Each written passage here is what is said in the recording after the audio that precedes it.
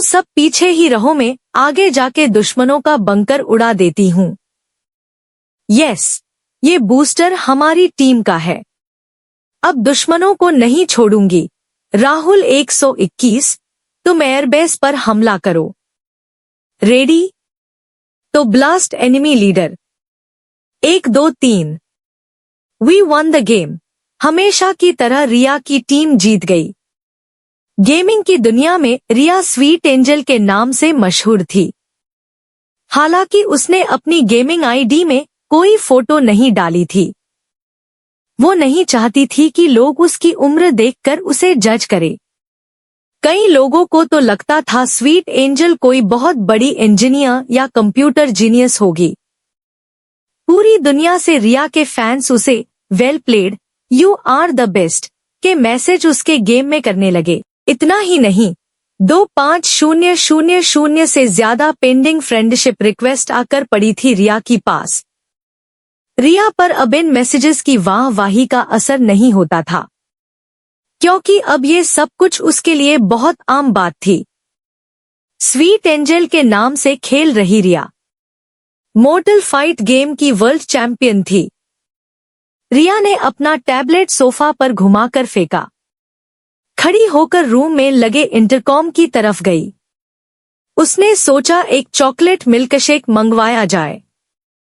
Phone उठाकर वो जब रूम सर्विस का नंबर डायल करने ही वाली थी, तब उसे अनिका की एक बात याद आई। अनिका ने बाहर जाते हुए उसे कहा था, रूम के सामने एक पागल और एक छोटा पागल रहता है। रिया वैसे तो बड़ी अच्छी बच्ची थी, मगर थी काफी शरारती। वो उन बच्चों में से थी जिन्हें कोई बात करने से मना करो तो वो ये जानने के लिए बहुत उत्सुक होते हैं कि आखिर ऐसा क्या है कि बड़े उन्हें वो चीज करने से मना करते हैं। रिया ने एक बड़ी ही शैतानी मुस्कान के साथ दरवाजा खोला और अपने सामने वाले रूम का नंबर पढ़ लिया, 2401। रिया फिर से इंटरकॉम के पास गई और वही शैतानी मुस्कान के साथ नंबर डायल किया। तभी रोहित मारवा के कमरे में इंटरकॉम की घंटी बजने लगी। रूम में इस वक्त सिर्फ सनी और आर्यन ही मौजूद थे। सनी बालकनी में खड़ा अपने किसी दोस्त से फोन पे झगड़ रहा था। किसी गेम में उस दोस्त की वजह से टीम हार गई थी। सनी उस दोस्त को समझा रहा था कि वो ज्यादा से ज्यादा स्वीट एंजल की गेम को फॉलो करे ताकि वो भी उससे कुछ सीख सके। रोहित को बिजी देखकर आर्यन ने खुद फोन उठाया। आर्यन अपनी मीठी, प्यारी और धीमी आवाज में बोला, हेलो। तभी सामने से रिया हंसते हंसते कहती है, बच्चे हो? मतलब छोटे पागल। ये कहकर रिया फिर हंसने लगी। आर्यन दिखने में हूबहू रिया जैसा था, लेकिन वो रिया से विपरीत था। आर्यन अपने होठ को दांतों से दबाकर कुछ सोचने लगा, फिर बोला, मैं पागल नहीं हूँ। रिया की हंसी रुक गई। फिर आर्यन ने इनोसेंटली पूछा, क्या ये बात तुम्हें मेरी टीचर ने बताई? ये सुनकर रिया सोच रही थी, मोम ने सच ही कहा था। सामने सच में दो पागल रहते हो ऐसा उसे लगने लगा था। रिया को अब और ज्यादा शरारत सूझी। उसने आर्यन को छेड़ते हुए कहा, अच्छा तो तुम्हारी टीचर भी यह बात जानती है। आर्यन को अपने छोटे हाथों से फोन का रिसीवर पकड़ने में प्रॉब्लम हो रही थी। वो रिसीवर दूसरे हाथ में लेकर फोन के बगल वाली सीट पर बैठा और फिर उदास होकर उसने कहा, टीचर कहती है मुझे स्पेशल स्कूल जाना चाहिए। ये सुनकर रिया ने हंसना बंद कर दिया और ध्यान से सुनने लगी। आर्यन ने काफी वक्त से अपनी उम्र के किसी दोस्त से बात नहीं की थी। रिया की आवाज सुनकर आर्यन को लगा जैसे उसे उसका कोई पुराना दोस्त वापस मिल गया हो। उसने रिया से पूछा, क्या तुम स्कूल जाती हो? रिया को ये सवाल बहुत अजीब लगा, लेकिन फिर स्कूल पे नाम पर वो थोड़ा चिढ़ कर बोली, ऑफ कोर्स मैं स्कूल जाती हूँ। हर बच्चा स्कूल जाता है, तुम नहीं जाते क्या? आर्यन मायूस होकर बोला, मैं स्कूल जाता था जब हम पूरी फैमिली के साथ रहते थे। फिर पापा मुझे यहाँ ले आए, ये होटल पप्पा की है। अब हम यही होटल में रहते हैं। ट्यूशन टीचर यही आती है मुझे पढ़ाने। रिया ने ऐसी सीरियस बातें पहले कभी नहीं सुनी थी। उसने थोड़ा शौक होते हुए आर्यन से पूछा, स्कूल नहीं जाते? होटल को घर बनाकर रहते हो? अच्छा, तो तुम्हारा कोई फ्रेंड है यहाँ? आर्यन पीछे मुड़कर चेक करता है कहीं सनी तो नहीं आया। सनी को बिजी देखकर आर्यन फिर धीमी आवाज में बोलने लगा, नहीं, यहाँ मेरे साथ पापा और चाचू रहते हैं। रिया को आर्यन की बातें अजीब लग रही थी, पर अब उसे आर्यन पर दया आ रही थी। रिया ने किसी मैच्योर एडल्ट की तरह गंभीर विचार किया और आर्यन के सामने एक ऑफर रखी। अच्छा, एक बात बताओ, मेरे दोस्त बनना चाहोगे? आर्यन, जिसकी लाइफ में सिर्फ 2 चीजों की कमी थी, माँ और दोस्त की, और इसीलिए आर्यन ने तुरंत हाँ कर दी। उसकी आवाज में जैसे अचानक जोश आ गया हो। रिया ने भी खुश होकर अपने आप को इंट्रोड्यूस किया, आई एम रिया। तुम्हारा नाम क्या है? आर्यन बढ़ते कॉन्फिडेंस के साथ बोला, आई एम आर्यन। तुम कहाँ से बोल रही हो? रिया ने जवाब दिया, मैं तो सामने ही रहती हूँ। मैं और मेरी मॉम तुम्हारी होटल में गेस्ट है। तुम मुझे मिलना चाहोगे? ये सुनकर आर्यन ने बाहर बैठे सनी को देखा। उसे लगा कि सनी तो अपने ही प्रॉब्लम से परेशान है। तब उसने कुछ सोचकर एक हाथ फोन के माइक पर रखकर धीरे से पूछा, मगर कैसे? पापा मुझे रूम से अकेले निकलने नहीं देंगे। रिया ने एक हाथ कमर पर रखकर फोन का रिसीवर सिर पर पटका। अरे तुम बच्चे हो क्या? देखो, तुम ठीक 15 मिनट में मुझे नीचे होटल की लॉबी में मिलो। मैं मम्मी को फोन करके बोल दूंगी कि मुझे पिज्जा खाना है, इसलिए हम नीचे जा रहे हैं। वो जब आए तब तुम उनसे भी मिल लेना और हमारे साथ पिज्जा खाने भी चलना। अच्छा बाय, अब मैं फोन रखती हूँ। तुम 15 मिनट के बाद नीचे मिलना। तभी आर्यन थोड़ा कंफ्यूजन में अपना सिर खुजाते हुए कहता है, मगर मैं तुम्हें पहचानूंगा कैसे? रिया इम्प्रेस होकर कहती है, वेरी गुड क्वेश्चन। एक काम करो, ब्लैक पैंट और ब्लैक टी शर्ट पहनकर आना। मैंने भी वो ही पहना होगा। हमारी ड्रेस से हम एक दूसरे को पहचान लेंगे। आर्यन को आइडिया पसंद आया। उसने फोन रखा और सनी की तरफ देखते हुए और उससे बचते हुए दबे पांव अंदर बने दूसरे कमरे में चला गया, जो आर्यन का ही कमरा था। दूसरी तरफ रिया ये सोचकर खुश थी कि इस नई जगह पर उसने नया दोस्त बनाया था। कुछ सोचकर रिया ने अपने मोबाइल से एक एमएसजी टाइप किया, I want to go out for pizza, come fast, और वो एमएसजी उसने अनिका को भेज दिया। कुछ ही पल में आर्यन अपने कमरे से ब्लैक जीन्स और ब्लैक टी शर्ट पहनकर बाहर निकलता है। उसने देखा सनी अब भी कान में हेडफोन डाले फोन पर बिजी था। आर्यन में इतनी हिम्मत पहले कभी नहीं आई थी। उसे पता था रोहित को पता चला तो बहुत स्ट्रिक्ट पनिशमेंट मिल सकती है, मगर नए दोस्त और बाहर पिज्जा की लालच से उसे रिस्क उठाने की हिम्मत मिली। आर्यन दबे पांव मेन डोर तक गया। सनी को पता न चले इस तरह दरवाजा धीरे से अनलॉक किया और सनी की ओर देखते हुए आर्यन रूम से बाहर निकल गया। अपने रूम के बाहर अकेले कदम रखने पर आर्यन का कॉन्फिडेंस और बढ़ गया। उसे अपने आप पर इतना विश्वास पहले कभी नहीं आया था।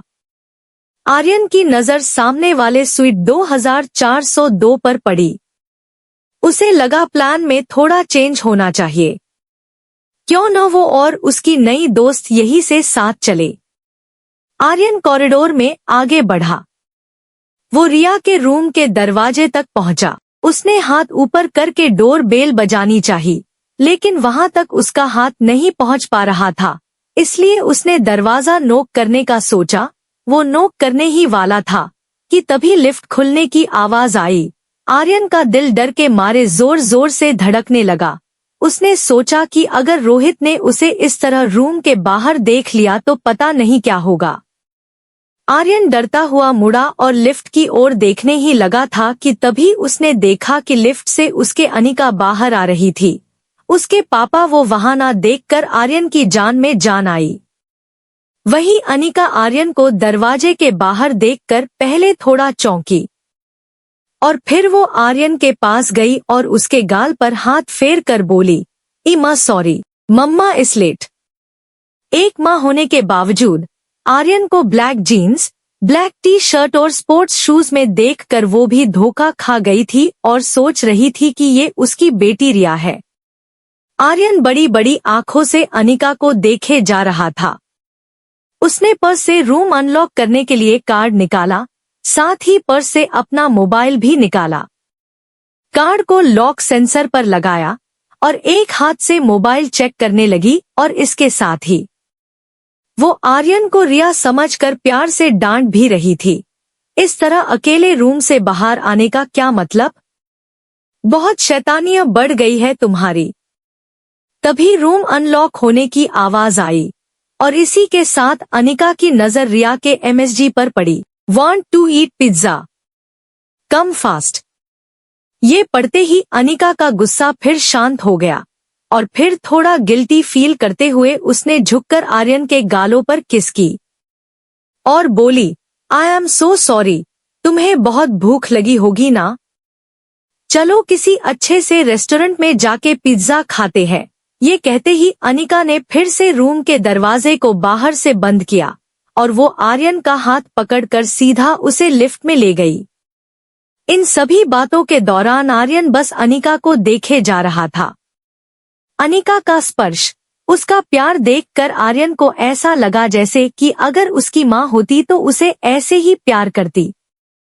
आर्यन ये तक भूल चुका था कि उसे उसकी नई दोस्त को मिलना था। इस वक्त आर्यन को अनिका की ममता के आगे और कुछ नहीं दिख रहा था। लिफ्ट में अनिका की बगल में खड़ा आर्यन धीरे से अचानक अनिका की उंगली पकड़ लेता है। ये देखकर अनिका को थोड़ा अजीब लगा और उसने आर्यन की तरफ देखा। आर्यन की आंखें जैसे अनिका की आंखों से पूछ रही हो कि माँ तुम कहाँ थी? अनिका, जो आर्यन को रिया समझ रही थी, उसने एक पल के लिए सोचा कि रिया ऐसे इमोशनली क्यों देखे जा रही है उसको। इसलिए उसने आर्यन को पकड़कर अपनी तरफ किया और नीचे झुककर आर्यन को सीने से लगाकर अपनी गोद में उठा लिया। आर्यन ने आंखें बंद कर ली और अनिका को जोर से अनिका को पकड़कर हग कर लिया, मानो जैसे आर्यन को हमेशा से इसी पल का इंतजार था। उसने अनिका को पहले कभी देखा तक नहीं था, मगर आज उसे ऐसा लग रहा था जैसे वो अनिका की गोद में पहले भी खेला है। अनिका धीरे धीरे आर्यन की पीठ को अपने हाथ से आर्यन को थपथपाने लगी, जिसके चलते कुछ ही सेकंड्स में आर्यन अनिका के कंधों पर सर रखकर सो गया। तभी लिफ्ट ग्राउंड फ्लोर पर पहुंची और जैसे ही लिफ्ट का दरवाजा खुला तो सामने रोहित मारवा खड़ा था। रोहित और अनिका की नजरें एक दूसरे से मिली, लेकिन दोनों में से किसी ने कुछ नहीं कहा। आर्यन का सर अनिका के कंधों पर झुका होने के कारण रोहित को आर्यन का चेहरा नहीं दिखा। अनिका आर्यन को थपकियां देते हुए लिफ्ट से बाहर की ओर निकल गई। रोहित बस अनिका को जाते हुए देखे जा रहा था। ऐसा लग रहा था मानो रोहित अभी आर्यन को अनिका की गोद में देख लेगा। आगे चली जा रही अनिका को कुछ एहसास हुआ तो वो चलते हुए रुकी और फिर टर्न होकर रोहित की ओर मुड़ी। उसने देखा कि रोहित उसी को घूर रहा था। अनिका के मुड़ के देखने पर रोहित को एहसास हुआ कि वो अनिका को एक टक देखे जा रहा था, इसलिए वो थोड़ा एम्बरेस होकर यहाँ वहाँ देखकर खांसने लगा और हड़बड़ाहट में लिफ्ट के अंदर चला गया। रोहित को अपने आप पर गुस्सा आ रहा था। उसे लगा कहीं अनिका को गलत सिग्नल न मिले। तभी लिफ्ट के बाहर से कोई हलचल न होने के कारण रोहित को लगा कि अनिका अब चली गई होगी। कंफर्म करने के लिए उसने लिफ्ट के बाहर सर निकाल कर चेक किया तो देखा कि अनिका अब भी वही खड़ी थी। रोहित ने झटके से अपना सर वापस लिफ्ट के अंदर ले लिया और फटाफट सीधे टॉप फ्लोर का बटन दबा दिया। अब तो उसे अपने किए पर और भी पछतावा हो रहा था। उसने अपना हाथ जोर से लिफ्ट की दीवार पर दे मारा। स्टील के दरवाजे होने की वजह से रोहित के मुक्के की गूंज पूरी होटल में सुनाई दी। टॉप फ्लोर आने पर लिफ्ट का दरवाजा खुला तो रोहित ने सामने देखा कि black jeans black T shirt पहने रिया लिफ्ट का इंतजार करते हुए खड़ी थी। रोहित, जो पहले से थोड़ा डिस्टर्ब था, उसने रिया को आर्यन समझकर कड़क आवाज में डांट दिया, तुम फिर यहाँ खड़े हो? रूम से अकेले बाहर नहीं निकलने को कितनी बार बोला है मैंने? Why don't you listen to your dad? Dead, यह शब्द सुनते ही रिया की आंखें चमक उठी। उसका पूरा चेहरा उसकी स्माइल से भर गया था। अपने अंदर की सारी ताकत जुटाकर वो खुशी के मारे जोर से चीखी और बोली, डैड, आखिर आपको ढूंढ ही लिया। यह डेड मिल गए, डेड मिल गए। रिया बाहें फैलाकर हवाई जहाज की तरह रोहित को चिपक गई। रोहित हैरान हो गया था।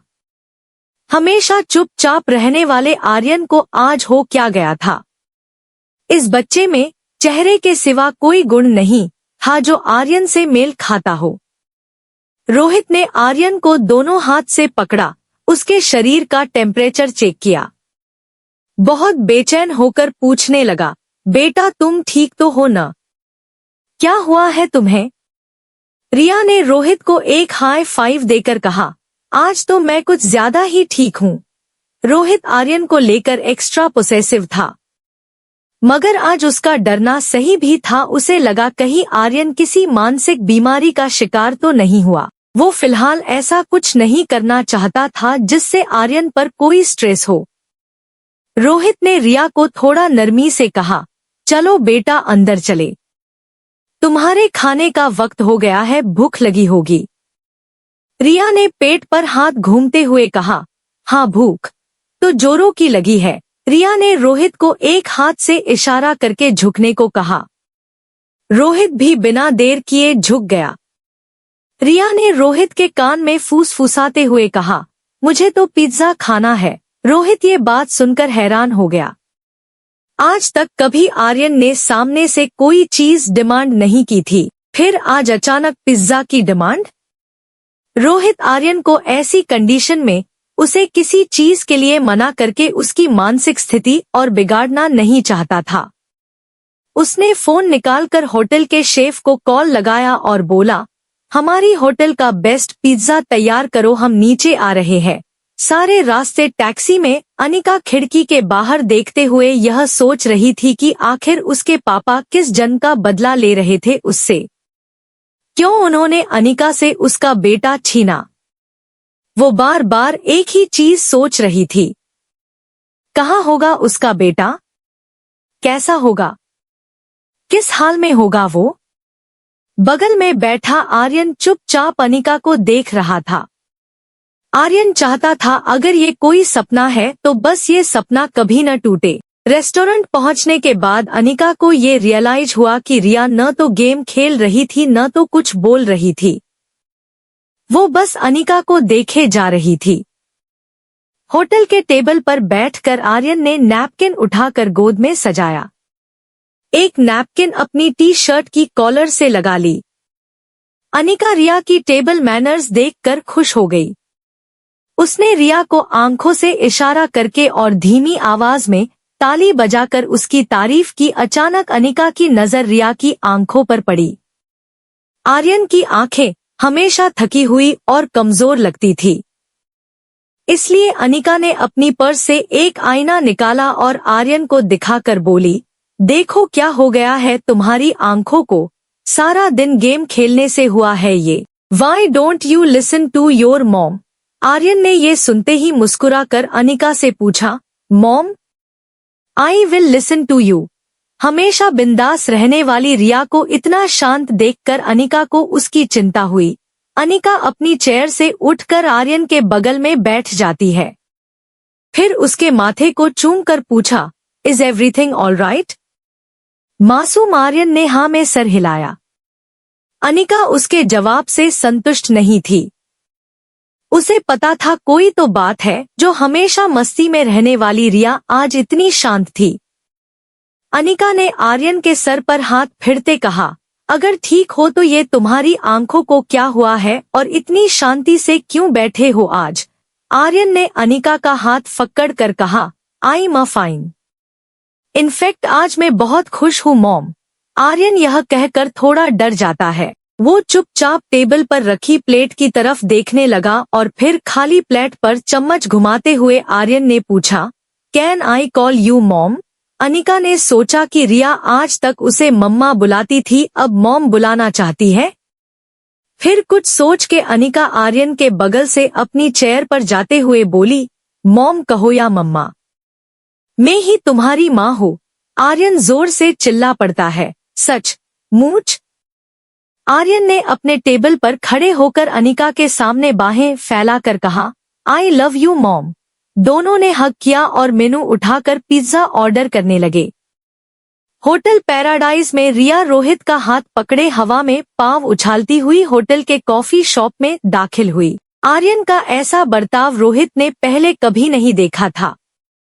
कॉफी शॉप में पहुंचकर रिया ने कहा, रुको डैड, टेबल सिलेक्शन मेरा होगा। रिया ने ऐसा टेबल चुना जहां से लिफ्ट का दरवाजा ठीक से दिखे। उसे अपने दोस्त को पहचानना था जो ब्लैक जीन्स और ब्लैक टी शर्ट पहने लिफ्ट से निकलेगा। रोहित रिया की हर एक हरकत बड़े ध्यान से देख रहा था। तभी टेबल पर एक लार्ज पिज्जा आया। रिया पिज्जा देखकर खुश हो गई।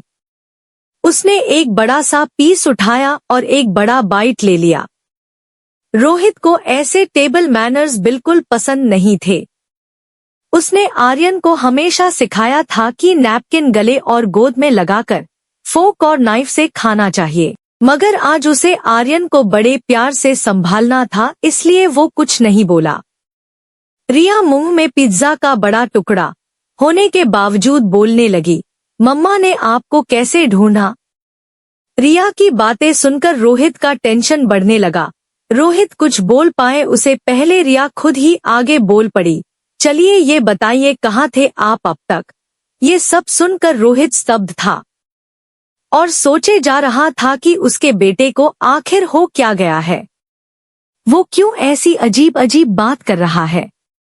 ना चाहते हुए भी धीरे धीरे उसे सनी की बात सच लग रही थी। कहीं उस अनिका ने आर्यन पर जादू तो नहीं किया? मारवा ग्रुप की 22 कंपनी स्टॉक एक्सचेंज में लिस्टेड थी। मनाली में इंटरनेशनल लेवल की एक आधुनिक मल्टी स्पेशलिटी हॉस्पिटल थी। इतना बड़ा एम्पायर होने के बावजूद रोहित को अपनी पूरी लाइफ एक सेकंड में फीकी लगने लगी थी। सब कुछ फिजूल लगने लगा था। उसने तय कर लिया चाहे कुछ भी हो जाए वो आर्यन को अनिका के चंगुल से बचा कर रहेगा। रोहित हाथ की मुट्ठी बनाए मुंह को लगाकर कुछ सोच रहा था। रिया अब पिज्जा पर से अपने फेवरेट टॉपिंग्स चुन चुन कर हाथ से निकालकर खाने लगी। तभी उसका ध्यान सामने बैठे रोहित के मसल्स पर गया। रेगुलर एक्सरसाइज की वजह से रोहित का शरीर फिट था। फ्लैट एब्स, टोन्ड मसल्स उसके टुक्सडो शर्ट से भी साफ नजर आ रहे थे। रिया ने रोहित के बाइसेप्स देखे और अपने छोटे छोटे हाथों से उसे दबाकर कहा, वाओ, मैंने सोचा था उससे काफी ज्यादा हैंडसम और स्ट्रोंग हो आप मुझे एक हाथ में पकड़कर राउंड घुमाना, बड़ा मजा आएगा। आर्यन की कमजोर मनस्थिति समझते हुए रोहित के पास उसकी बातें मानने के अलावा और कोई चारा नहीं था। वो आर्यन को समझाते हुए कहने लगा, देखो बेटा, मैं तुम्हारी सारी बातें मानूंगा, तुम्हारे जी में आए वो करो, बस मेरी एक बात मान लो। देखो तुम उस शातिर औरत जो 2402 रूम में रहती है, उसकी बात मत सुनो। रिया ने हाथ में उठाया हुआ टॉपिंग का एक बड़ा टुकड़ा जमीन पर फेंक दिया। वो रोहित की इस बात पर नाराज होकर बोली, आप ऐसे वर्ड्स कैसे यूज कर सकते हो? Don't forget, she is my mamma. इतना सुनते ही रोहित हैरान रह गया। उसने पूरा मन बना लिया कि सबसे बड़े साइकोलॉजिस्ट से वो आर्यन का इलाज करवाएगा और अनिका पर केस करेगा। गुस्सा हुई रिया ने टेबल से उठकर रोहित से कहा, मुझे लगता है हमें अब जाना चाहिए। लगता नहीं मेरा दोस्त अब आएगा, और हाँ, मैं आपसे बात नहीं करूंगी जब तक आप मम्मा को सॉरी नहीं कहते। ये कहकर रिया लिफ्ट की ओर चलने लगी। रोहित अपना फोन टेबल से उठाकर रिया के पीछे भागा। रोहित ने देखा कि आज आर्यन की बातों में, उसकी चाल में एक अलग ही कॉन्फिडेंस था। उसने हमेशा चाहा था आर्यन भी बाकी बच्चों की तरह स्ट्रॉन्ग और कॉन्फिडेंट हो, मगर इस तरह का ओवर बदलाव उसे हजम नहीं हो रहा था। लिफ्ट के पास जाकर रिया अटक गई।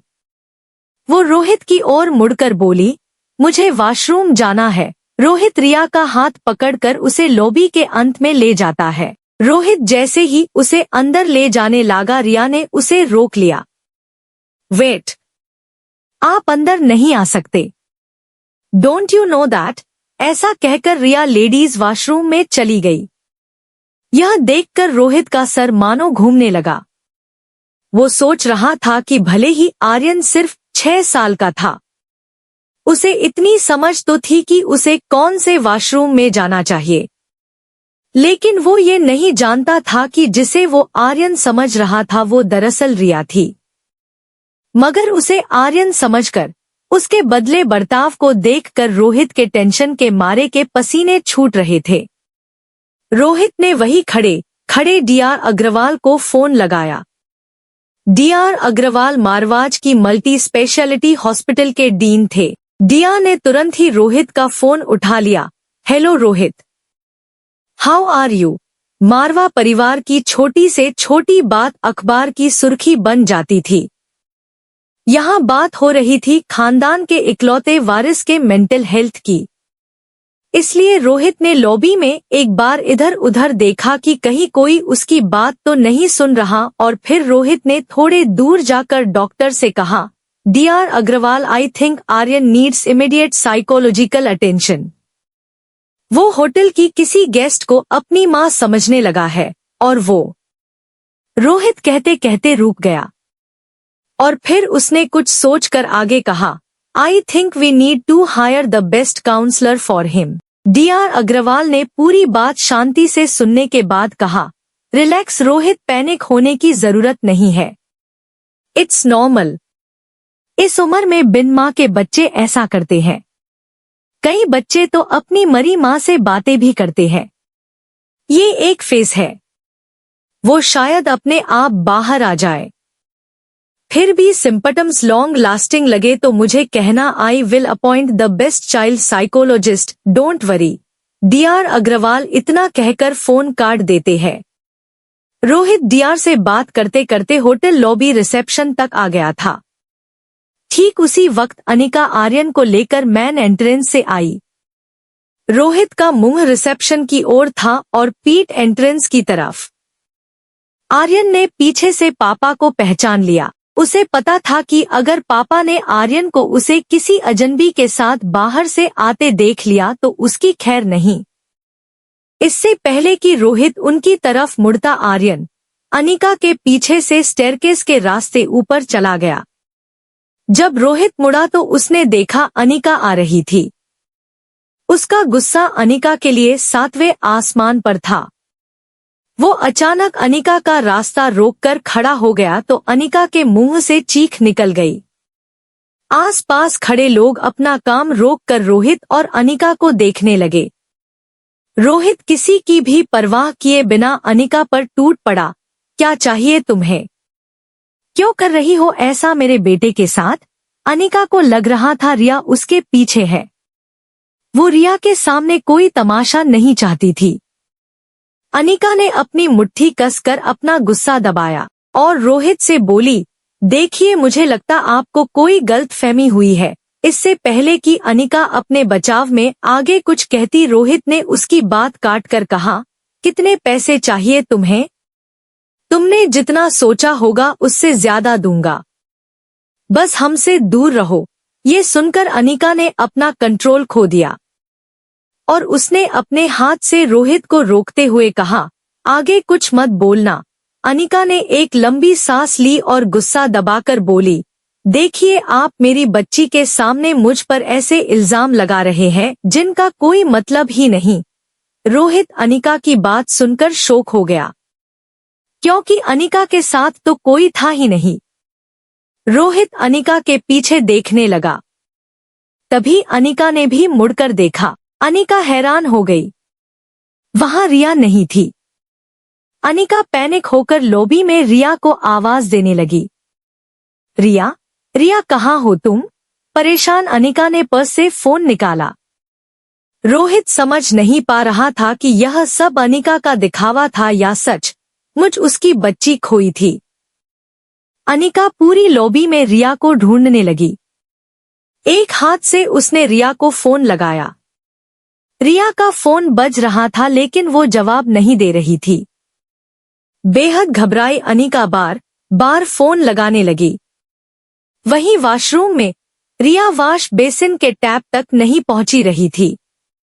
उसने बड़ी मुश्किल से अपनी एडियो को ऊंचा करके अपने हाथ धोए। उसकी जेब में फोन काफी देर से बज रहा था। हाथ धोने के बाद गीले हाथों से ही उसने फोन रिसीव किया और बिना फोन कान को लगाए बोली, मैं वॉशरूम में हूँ। इतना कहकर रिया ने फोन काट दिया। रिया की इतनी बात सुनकर अनिका की जान में जान आई। अपने हाथ घुटनों पर रखकर सांस लेने लगी। जैसे ही थोड़ी स्वस्थ हुई वो वॉशरूम की ओर दौड़ी। वहां आर्यन टॉप फ्लोर पर अपने कमरे का दरवाजा नॉक करने लगा। कुछ देर बाद जब सनी ने दरवाजा खोला तो आर्यन को बाहर देखकर वो यकीन नहीं कर पाया। उसने तेजी से आर्यन को उठा लिया और तुरंत दरवाजा बंद कर दिया। उसे डर था कहीं रोहित ने आर्यन को कमरे के बाहर देख लिया तो आर्यन के साथ साथ उसकी भी खैर नहीं। आर्यन को डाइनिंग टेबल के ऊपर बैठकर घबराए हुए सनी ने पूछा, तुम बाहर कब गए? भैया ने तुम्हें देखा होगा तो तुम्हारा जो होगा सो होगा। मैं अपने मोबाइल से हाथ धो बैठूंगा और एक बात बता दूं, अगर मेरा मोबाइल मुझसे छीन लिया गया तो मैं तुम्हें नहीं छोड़ूंगा। अनिका के साथ डिनर करने के बाद आर्यन काफी खुश लग रहा था। उसे सनी चाचू की बातों पर हंसी आ रही थी। उसने अपने एक हाथ से इशारा करके सनी को पास बुलाया और फिर सनी के कान में कहा, पापा देखे उससे पहले मैं निकल आया। पहले सीढ़ियों से एक सेंट फ्लोर गया फिर वहां से लिफ्ट में सीधा यहाँ। सनी और आर्यन का चेहरा बिल्कुल पास पास था। सनी ने वहीं से आर्यन के जैसा ही टोन निकालते हुए पूछा, मगर तुम गए कहाँ थे? आर्यन ने अपनी आंखें नीचे की और मुस्कुराकर बोला, पिज्जा खाने। नीचे अनिका लेडीज वॉशरूम में जाती है। वहां जैसे ही उसे रिया दिखी उसने रिया को उठाकर चूम लिया और फिर थोड़ा प्यार से डांट भी दिया, आज पूरी शाम तुम वेल बिहेव्ड थी। होटल में आते ही तुम्हारी शैतानी शुरू। रिया भी मम्मा को किस करके कहती है, आज का पिज्जा बहुत टेस्टी था। अनिका मुस्कुराई और बोली, है ना तो फिर से चलेंगे। इस बात पर रिया हंसने लगी। वॉशरूम के सामने एक सर्विस लिफ्ट थी। अनिका नहीं चाहती थी कि मेन लिफ्ट के सामने रिसेप्शन के पास खड़ा रोहित रिया के सामने फिर वो सब बोले जो उसने अभी अभी कहा था। अनिका रिया को सर्विस लिफ्ट के जरिए ऊपर ले गई। उधर स्वीट 9-2401 में सनी ये सुनकर परेशान था कि आखिर आर्यन पिज्जा किसके साथ खाकर आया। वो रूम में यहाँ से वहाँ चक्कर लगा रहा था। उसे लगा इससे पहले कि रोहित को कहीं से पता लगे मुझे ही सब कुछ बता देना चाहिए। ये सोचकर सनी ने रोहित को सब कुछ बताने के लिए फोन लगाया। टेंशन के मारे उसकी सांसें भारी होने लगी थी। जैसे ही दूसरी तरफ से रोहित ने फोन उठाया, सनी हिम्मत करके सब कुछ एक सांस में बोल गया, भैया आर्यन पिज्जा खा के आया है। लेकिन इसके बाद रोहित ने सनी को जो कहा वो सुनकर सनी गहरे सदमे में चला गया। रोहित ने कहा, हाँ मैं ही उसे ले गया था। अब शौक लगने की बारी रोहित की थी। पर एक सेकेंड, वो रूम में है मतलब? आर्यन ऊपर तुम्हारे साथ है? सनी रिलीफ के साथ कहता है, हाँ वो तो आ गया। रोहित को आर्यन का बिहेवियर बिल्कुल पसंद नहीं आ रहा था मगर उसे डीआर अग्रवाल की बात याद आई। ये फेस है, निकल जाएगा। रोहित सनी से कहता है, ठीक है मैं भी आता हूँ। रात के 11 बज चुके थे। अनिका अपने स्वीट के बेडरूम में बेड पर लेट गई। सारे दिन की थकान के बाद अब उसके शरीर की कमजोरी उसकी आंखों में साफ दिखाई दे रही थी। वहां बगल में रिया बेड पर लेटी तो थी मगर नींद उससे कोसों दूर थी। रिया की आंखों के सामने बार बार एक ही फिल्म चल रही थी। रिया, मम्मा और डैड किसी बीच पर घूमने गए हैं और रिया डैड के कंधों पर बैठी है। रिया ने कच्ची नींद में सोई अनिका से पूछा, मम्मा कितना अच्छा होगा अगर आप और डैड साथ ही रहो। अनिका की कच्ची नींद अब गहरी हो चुकी थी इसलिए उसने रिया की बात नहीं सुनी। रिया ने भी अनिका को सोते हुए देखा। उसे पता था कि मम्मा को नींद मिलना उसके शरीर के लिए कितना जरूरी था, इसलिए उसने मम्मा को डिस्टर्ब ना करने का सोच के उसे हक करके अपनी आंखें बंद की, ये सोचकर कि शायद नींद आ जाए। वहां आर्यन की भी हालत कुछ वैसी ही थी। खुली आंखें और नींद गायब। आर्यन अपने कमरे में हमेशा डैडी के साथ सोता था मगर आज उसके पास मॉम के साथ बिताए वक्त की स्वीट मेमोरीज थी। दोनों बच्चों की आंखों से नींद गायब थी, लेकिन दोनों के पास अब एक उम्मीद थी। यह उम्मीद कि बहुत जल्द हम मॉम एंड डैड के बीच सोएंगे। वीडियो अच्छा लगे तो प्लीज वीडियो को लाइक कर दीजिए। कमेंट में जरूर बताइए कि वीडियो कैसा लगा और ऐसे और वीडियो के लिए मेरे चैनल को प्लीज सब्सक्राइब कर लीजिए। धन्यवाद।